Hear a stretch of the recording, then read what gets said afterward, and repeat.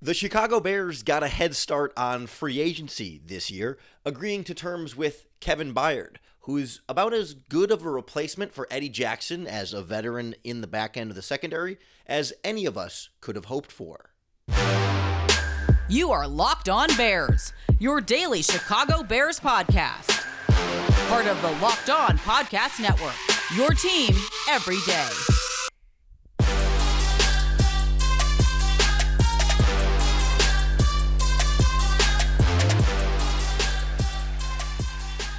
This is Locked On Bears, and I'm your host, Lauren Cox. I'm here to bring you your daily, in-depth Chicago Bears news and analysis. You can follow me on Twitter at CoxSports1. You can follow the podcast on Twitter at Locked On Bears and all of your favorite social media platforms, including the Locked On Bears YouTube channel, where you can keep up with all of our video podcasts as well. Thanks for making Locked On Bears your first listen today. We're part of the Locked On Podcast Network, your team every day. Today's episode is brought to you by FanDuel Sportsbook. Make every moment more. Right now, new customers get $150 in bonus bets with any winning $5 bet. Visit FanDuel.com/lockedon to get started. On the show today, we look at the really early free agent movement from the Chicago Bears, signing veteran safety Kevin Byard to a 2-year deal, also locking in Jaylon Johnson on a long-term contract extension, and already ahead of the open negotiation period, some rumors of potential interest in New York Giants running back Saquon Barkley. We'll check in on all of that and the latest rumors as free agency really gets kicking off here on Monday. That's kind of the danger here of doing the podcast, is like this comes out Monday morning, and by Monday afternoon, teams will be negotiating with free agency, and by the end of Monday night, we'll know who some of the first free agent outside players the Bears are going to sign will be. So it's can't really sit here today and preview too much more. We did like a free agent wish list on Friday's podcast, so go take a listen to that if you haven't already. But today I want to focus on what the Bears have already done, and that's getting started early with Kevin Byard, who was released by the Philadelphia Eagles as a salary cap casualty, and that's what allowed the Bears to sign him to a 2-year, $15 million contract before open free agency started, because he became a free agent the moment he was released, as opposed to all the other upcoming free agents whose contracts officially expire at the start of the new league year on Wednesday, but they give you the early negotiating period that starts Monday. So the free agent signings are going to come in fast and furious this week, and we're going to break them all down for you on the podcast. But the one we know right now is Kevin Byard, who is a veteran safety through and through, a longtime starter in the NFL, a 2-time All-Pro with the Tennessee Titans, but traded to the Philadelphia Eagles during this past season for a couple of late-round draft picks, and now cut on the free agent market. So we shouldn't expect Kevin Byard to come to Chicago and instantly be a all-pro safety once again. There's a reason the Titans were willing to trade him and that the Eagles were willing to cut him. Most of those decisions were more salary-based than level of play-based, but at the same time, if his level of play was at an all-pro, then that would have justified them keeping his salary. So you can see where it's like, yes, it's not purely level of play based, but much like Eddie Jackson, where if Eddie Jackson hadn't cost the Bears, I think his cap hit this year was going to be $18 million, he might still be a Chicago Bear. Like, they didn't cut Eddie Jackson because he was terrible. They cut Eddie Jackson because he wasn't $18 million good. And Kevin Byard is in a similar boat. So if you get Kevin Byard in Chicago on what's essentially $7.5 million a year, that's almost a third of the price of Eddie Jackson. When you cut Eddie Jackson, the Bears saved, I think, around $12 million in salary cap savings. So you take roughly $7.5 million of that. We don't know exactly what his year one cap hit will be, but say it's exactly $7.5 million. You've still saved, what is the math there says, $4.5 million in cap space from free safety by going from Eddie Jackson to Kevin Byard. And Byard is still, he's a veteran. He's not young, but he's only 30, right? This is not a 36-year-old coming in at the very end of his career. But I also think he didn't play as well this past season. And so it's hard to get a sense of exactly what you're going to get from him. Again, I can't expect the all-pro guy, but can he be a higher-end starting free safety in the NFL? I mean, it's possible. I think you look at what was going on in Philadelphia this season, there was a lot of mess in that secondary. They fired their defensive coordinator and changed over their defensive coaching staff.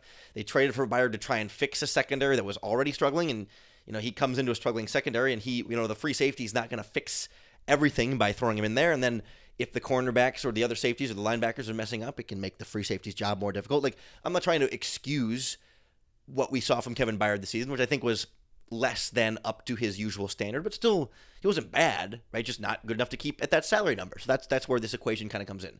So the way I say it with Byard, either you're buying low on a player who has a dip this season, so his value is down because he didn't play as well in Philadelphia, and that Tennessee wasn't going great either. But again, a lot of circumstances there that we don't know. We don't know, was that Byard not playing as well, or was that everything around him putting him in a more difficult position to not play as well? So he could just be a guy who he's just as good, but everything around him was worse. So you're getting him at a cheaper price because he's available now, or maybe the Titans saw something and said, we don't want to keep doing this.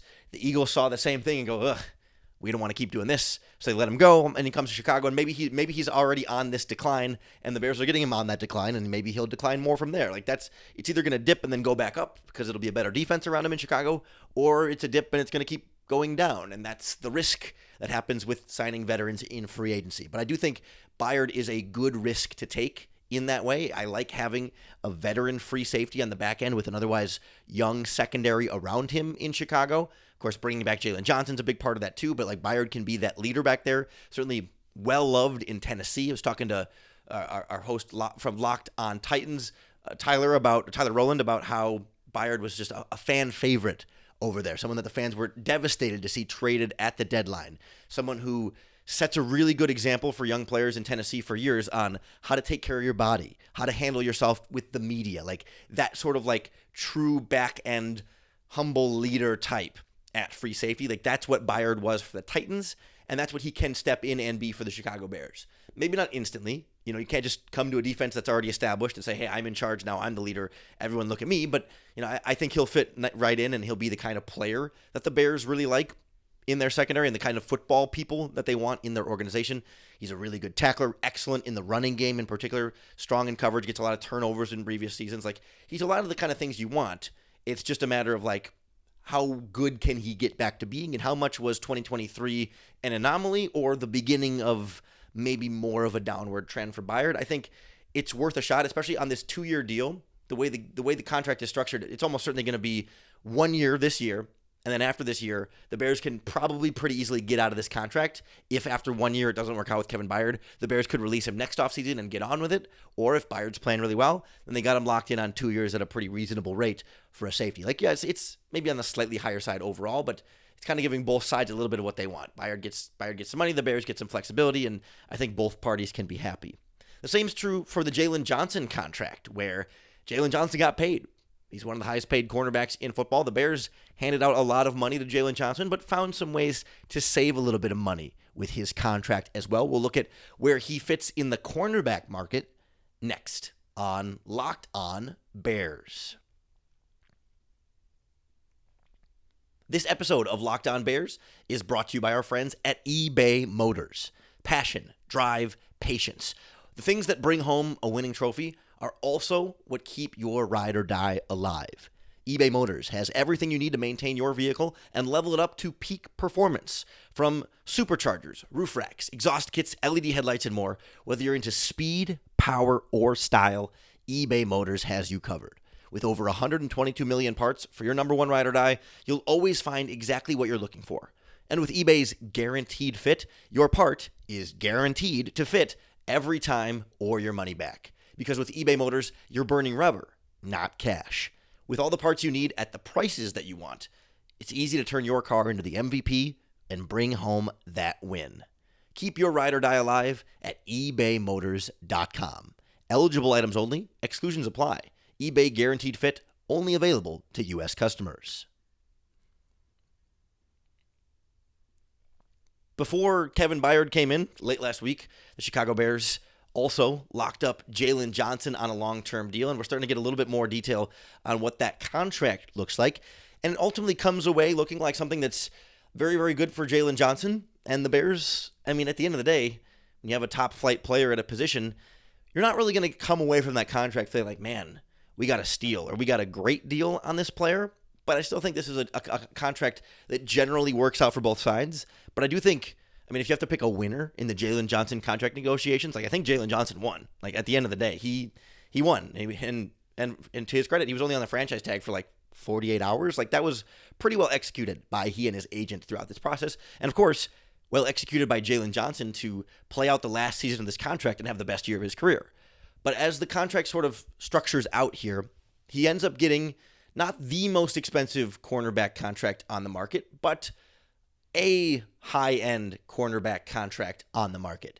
The 4-year, $72 million deal puts him at $4-year, $76 million deal puts him at $19 million a year, which is not the highest paid cornerback in the NFL on a per year average contract basis.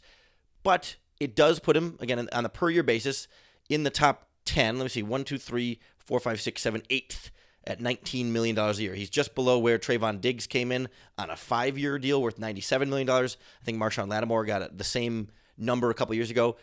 But the key for Jaylon Johnson that ended up being a bigger priority for him and his agent was the guaranteed money on the deal. And not just the total guaranteed money, but the fully guaranteed money. Because there's different structures in contracts where you can have a total guarantee, but then some of that money doesn't become guaranteed until you reach a certain time. You know, okay, in 2025, then more money becomes guaranteed. But if you cut him before that year, then that money isn't actually guaranteed to him, as opposed to fully guaranteed money he will get no matter what. And out of his $76 million contract, he's got 43.8 fully guaranteed and up to $54 million totally guaranteed. And so what that ensures for him is that he's getting some of the most money upfront of any cornerback in the NFL. It's a high percentage of that contract guaranteed right to him, more so than almost any other deal in football. It's the third highest fully guaranteed amount on any cornerback contract out there, just behind what Marshawn Lattimore got. But Lattimore's was on a 5-year deal. Same with Denzel Ward. So in terms of like percentage of his contract fully guaranteed, Jaylon Johnson is number 1 among all cornerbacks. He loaded up on the guaranteed money that no matter what the Bears do, if Jaylon Johnson gets hurt or if they want to cut him or whatever, like, he's going to get that money. That was clearly what was most important to him, while still being high in the average annual salary. But for the Bears, whether the money is guaranteed or not, it counts the same on the salary cap as long as he's playing for your team, right? So if they can keep that average annual value down a little bit, it's $19 million a year. He's going to cost, again, around $19 million a year on your salary cap. Well, all of a sudden, then you have more cap space around that. So actually, this year, his cap number is $13 million. And then the next 4 years, it's 21, 21, and 21. So the Bears get Jaylon Johnson for only $13 million this year. So that leaves them all that extra room in between. The side of the franchise tag was going to be almost $20 million. So they're saving $7 million this year on Jaylon Johnson's contract that they can then take that quote-unquote savings there and spend that elsewhere. And overall, over the course of the 4 years, like, that cap number is never going to get astronomically high, just staying at that $21 million mark. The other nice thing is that as the two sides sort of work out, okay, when and where these guarantees hit, the Bears are locked into Jaylon Johnson for 2 years for sure. The first 2 years of this contract are fully guaranteed. Once you get to year 3, only about half of that year is guaranteed in terms of the percentage of the salary. So, like, after 2 seasons, if for some reason Jaylon Johnson keeps getting hurt or stops playing as well, maybe it's outside of their control, whatever it is. Like, if the Bears want to get rid of Jaylon Johnson after 2 seasons, they could. They'd eat about $10 million in dead money and save about $11 million on that year. So it's really like a 2-year deal with then 2 more options after that. So Ryan Poles gets some flexibility back and forth of like, okay, I'm not married to him for 4 years. I'm married to him for 2, probably 3, but then even after the 3rd year, it's a little bit easier to get out of the contract too. So they've got some flexibility built in, but Jaylon gets paid and gets his big money. He's up at the top, but not costing the Bears the most that he could have cost them against the salary cap. And it kind of feels like everybody ends up getting what they want, because you kind of forget that Jaylon Johnson is like 25 right now.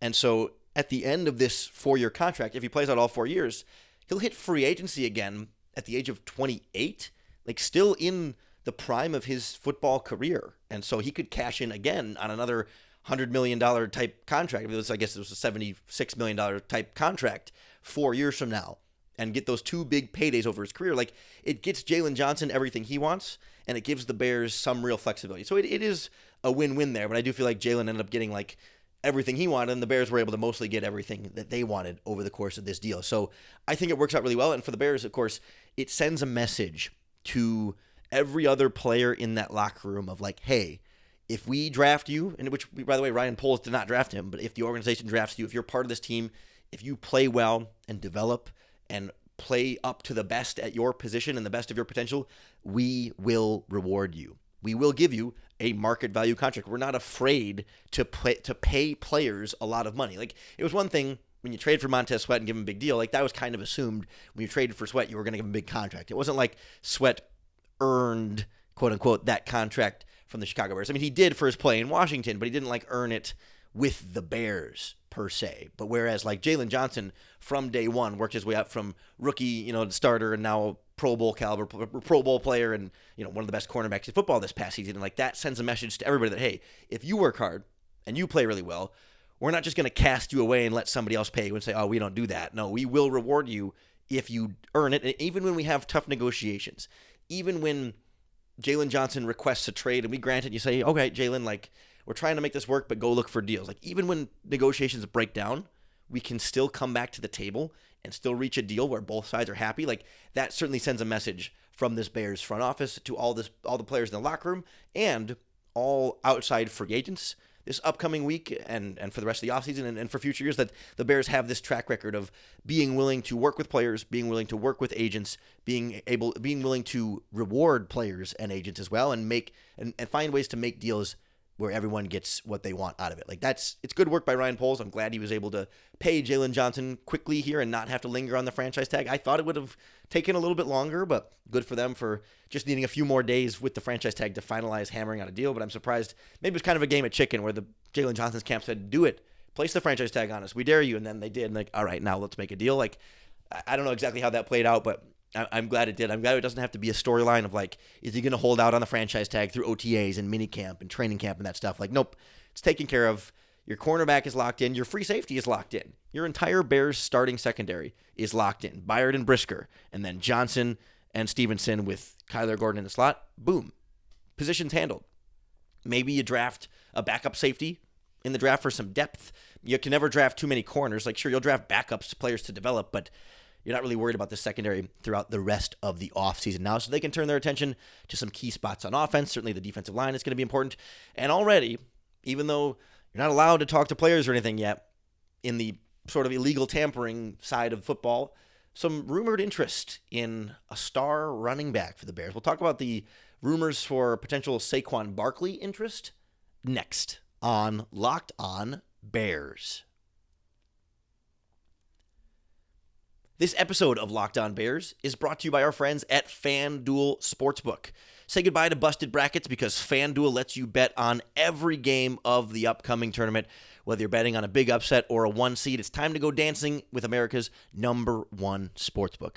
For the big tournament right now, new customers get $200 in bonus bets if your first $5 bet wins. That's 200 extra bucks added into your account that you can use on point spreads, money lines. You can even pick who's going to win it all, or you can bet on the NFL draft. There's so many different ways you can play with our friends at FanDuel Sportsbook. So to get your $200 in bonus bets, just visit FanDuel.com/lockedon and bet on college hoops until they cut down the nets. That's FanDuel.com/lockedon.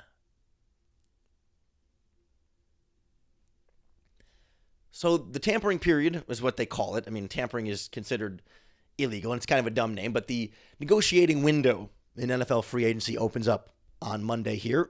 And the Bears have already, before that negotiating period is open, before they're allowed to talk to players, we've already got rumors, and somewhere between rumors and reports and speculation. It's kind of murky. It doesn't come from, the Adam Schefters and Ian Rappaports of the world, but it does come from people who get right sometimes and sometimes have information. We'll see if it actually pans out. No one is saying the Bears are going to sign Saquon Barkley, but we've heard from multiple places now that the Bears apparently will have some interest in New York Giants running back Saquon Barkley, who hits the free agent market after playing on the franchise tag this past season. The Giants didn't tag him a second time. He's going to have a chance to see what the market looks like, and he could look at the deals and still end up going back to the New York Giants.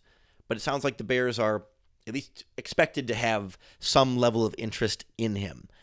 I certainly get the appeal of Saquon Barkley, and I don't think it would be the worst move in the world. I don't think it would cripple the franchise or ruin the plans or do anything wrong.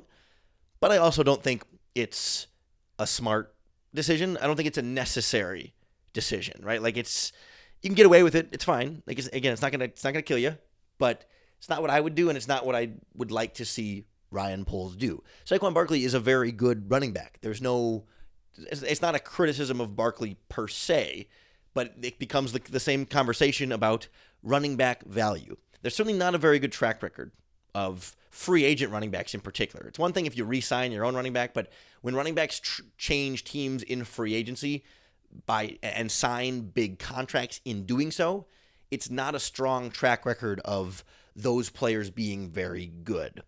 It helps that Barkley is younger. He's like, 26, I think. This is his first time really hitting free agency, as opposed to like the older running backs are the ones that definitely trail off quickly. And I think the bigger context here is like, I guess the big asterisk around the Saquon Barkley conversation is always at what price point. If you can get Saquon Barkley at a relatively cheap running back deal, that's fine. But if you're paying Saquon Barkley, $10+ million a year or whatever that ends up being, that becomes a little bit more of a problem there, because while Barkley would add something to the Chicago Bears offense, there's no one should be out here arguing, Barkley's no good. He wouldn't help the Bears at all. You don't need that guy. He's good. He's an explosive running back. I mean, we all know how good Saquon Barkley is. We don't need to go through that. But it's more a question of like, how much better does Saquon Barkley make the Chicago Bears compared to, first of all, what they have at running back already, and B, what else they could use that money for?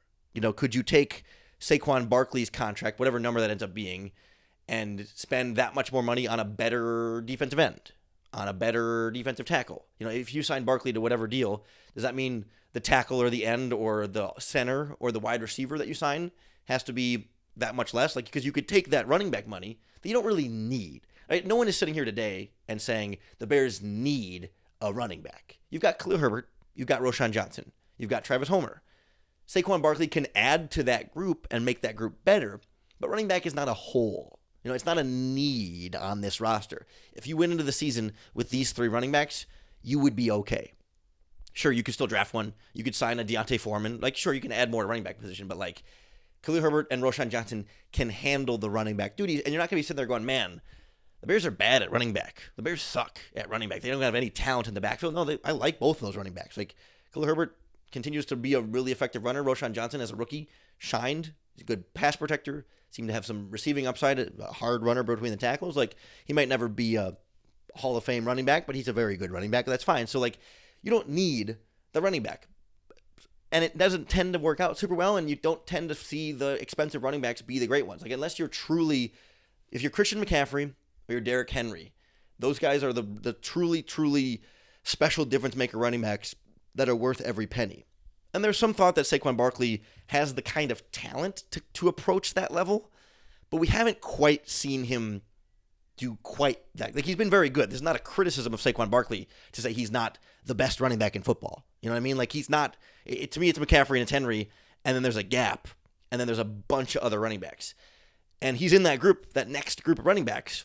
But also in that next group of running backs is a bunch of guys on rookie contracts, a bunch of 3rd, 4th, 5th, 6th round picks, undrafted free agents at running back. I mean, you look at some of the top running backs in the NFL this season, guys like Etienne and Mostert in Miami, not expensive running backs, late round draft pick type guys. Kyron Williams with the Rams was one of the leading rushers in football this season, comes out of nowhere as a recent late round draft pick. Like, you're always able to find quality running backs that end up being great, that don't cost you free agent market value for somebody like Saquon Barkley, who's going to end up being one of the higher paid running backs in football whenever he signs this next deal. So it doesn't seem like the best use of your resources to sign Barkley. Again, it's fun. He adds something to your offense for sure. Like, he's a more dynamic runner than Herbert and Roschon Johnson. I'll give you that. Like, he can probably do more as a receiver. He's a pretty good blocker as well. Like, he would give you something. It's a luxury though. And would you rather use your luxury on adding a running back, or would you rather use that on, again, a better center, better receiver, better backup tight end, better defensive lineman? Wherever you want to put it, like, is running back where you really want to allocate your resources? I do think this is an offseason where the Bears have a lot of salary cap space, and draft capital they're working on it, right? But they have a decent amount of draft capital. They've traded away some picks now, but they can trade down and get more. Like, they have resources. So you're in a better position now if you want to splurge and get that running back, that's why I say, like, it's not going to kill them. It's not crippling. It's not going to be terrible. They're not screwed. It's not going to keep them from filling some of their other needs. It just doesn't feel like the best move. And it would be fun to see Saquon Barkley in Chicago. I'm not going to be, anti Saquon Barkley if they sign him, but I don't think it's the best use of their resources. And I think they would be better off either signing a cheaper running back or drafting another running back or just rolling with the guys they have, because I don't know how much better for the price Saquon Barkley will end up truly being for this Bears offense, how much better it makes this team. I think adding even more better wide receivers, even more better tight ends, even more better offensive linemen does more to make this Bears offense better than a better running back. Like, you already had running back talent, so how much better will the offense be with even better running backs, as opposed to how much better would this offense be with an improved offensive line and improved receivers? Like, that's the real need.